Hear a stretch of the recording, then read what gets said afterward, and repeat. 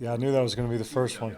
We had a lot of conversations after the weekend. It was a tough one, right? And we just said, hey, how can we communicate a little bit better as a staff? And I've always wanted to keep everything this year as similar as it was, just with the uniqueness of the change with V for the players between the lines and how it ran. But I just thought at this point, Ren and I are playing the game of, hey, if this, then that, and then I'm trying to communicate from the third base box. So even just little things like tonight, I got to sit down with Sawyer Deering after the inning instead of running out to third base. It allows me to have a little bit more one-on-one time with those guys, but a lot of it was even the hitters for Chuck and I to be right there with the guys as they're going up to the box. And I love coaching third, but I think at this point for the team, it was the move and for our staff to be able to communicate at a higher level throughout the game. I believe Craig Bell will be at third going forward once he gets back from being sick. Why Craig at third?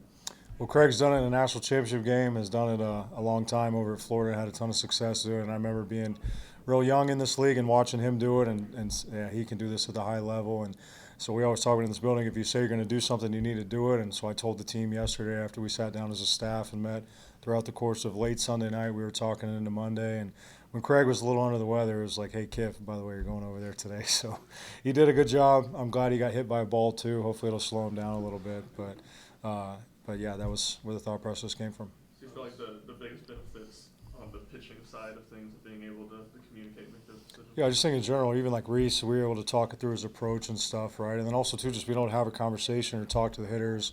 I just learned as a player, I never understood when the third base coach would bark at guys from the box the whole time. That's never been my style. So I think it just allows everything holistically to communicate better. Pitching, offense, Chuck and I to talk through some offensive options, or Ren's right there. And then honestly, it's as the course of the inning plays out, too, because sometimes, hey, if we score 2, let's do this. We score 3 or 1. So, again, just allows us to communicate a little bit better. How's Stone progressing since you got hit in the face? Yeah, he looks better. The update there from Woody and our training staff is he has a facial fracture and a fracture in his nose.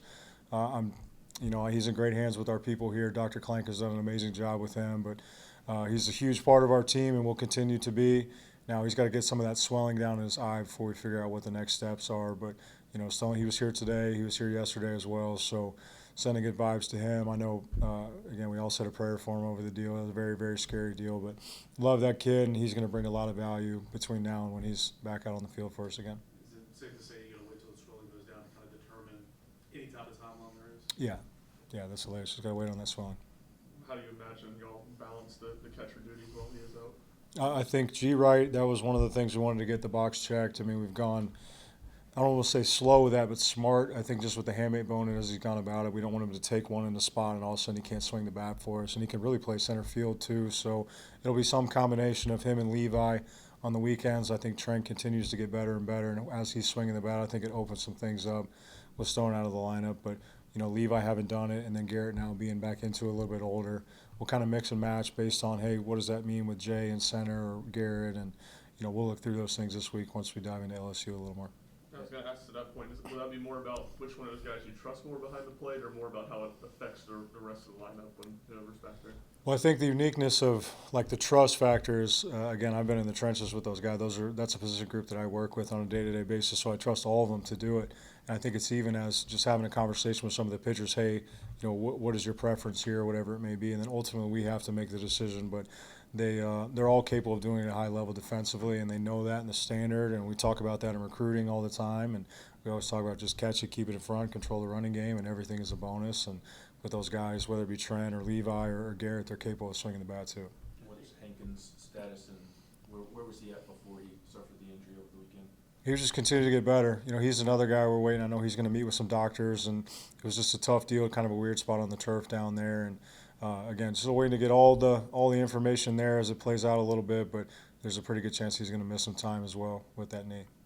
Where's Ariel with his shoulder right now? Is he available?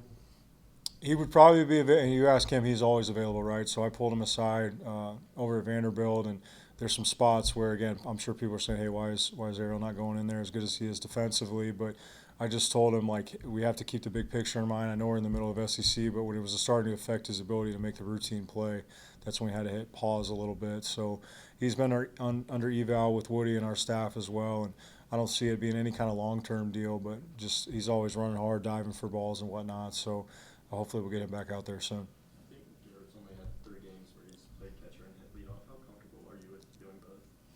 Yeah, I think there's funny you mentioned the leadoff. You know, Garrett was honest with me after we went down to Georgia that he was a little uncomfortable with that, and then my challenge for him was like, it's only one time. It's the first AB of the game, and then the rest of the time it could be we're trying to get you up there as much as you can. And I think it was, I don't know where his other scores at or conversations. It was, hey, to lead off the game, we're ready to rock and roll. So just talk about some different approach stuff.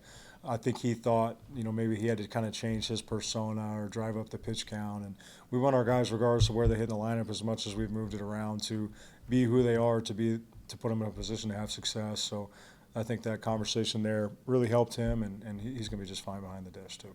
A couple more guys. How comfortable was he with that tonight? Yeah, I think it was great. Again, gets out of the gate, hits a double down the line to start the game. He can really throw. I think people will really. I mean, he can really throw from behind the dish. Can shut down the running game. And again, I just thought it was crisp. Not a lot of drops or a guy like being in between and trying to catch a bunch of different pitchers and a bunch of different looks tonight. But you know, he'll do a good job back there. I got a ton of confidence in him. Which collective element pleased you most tonight from a coaching perspective, and how would you carry that over to LSU series? I think just the response from the weekend, right? I mean, that was a tough one, and talk about being a gut punch or whatnot, but that's what our guys know you sign up for. There's going to be those throughout the year, but I think if you look at holistically at the game, a double-double is something we love. So double-digit runs, double-digit hits, just getting out of the gates.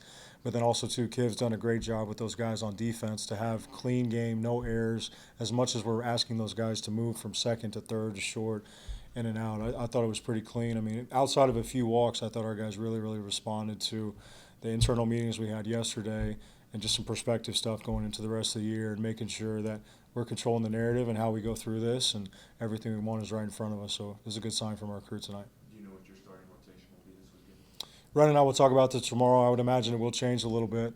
We've talked about our challenge right now has been how do we finish games better. We're right there in a lot of these games, and you know, again, you can go matchup, you can go makeup, you can look at numbers and a lot of different things, but I do think we'll end up changing it a little bit. Thanks, Coach.